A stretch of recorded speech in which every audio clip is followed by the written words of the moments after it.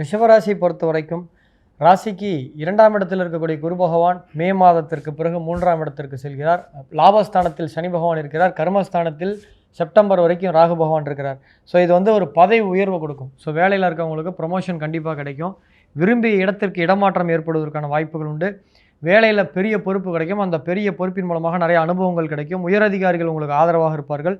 தொழிலில் அடுத்த கட்ட நகர்வு, ஒரு ஒரு ஒரு கடை ஹோட்டல் வச்சுருக்கவங்க இன்னொரு கடை வைக்கிறதுக்கு ஒரு அற்புதமான ஒரு ஆண்டு 2026. நெக்ஸ்ட் லெவல் டிரான்ஸ்ஃபர்மேஷன், க்ரோத் ஃபேஸ்லேயே இருப்பீங்க இந்த வருஷம் பூரா. எக்கனாமிக்கலாக செய்யும் தொழிலில் ரொம்ப பாப்புலாரிட்டி கிடைக்கும். அதே போல் அம்மாவின் ஆரோக்கியத்தில் கவனம் தேவை. 4ஆம் இடத்தில் கேது பகவான் செப்டம்பர் வரை இருக்கிறதுனால அதே போல் அம்மாவுடன் கருத்து வேறுபாடுகள் ஏற்படும். இடம் வாங்குவதில் சிக்கல் ஏற்படும்.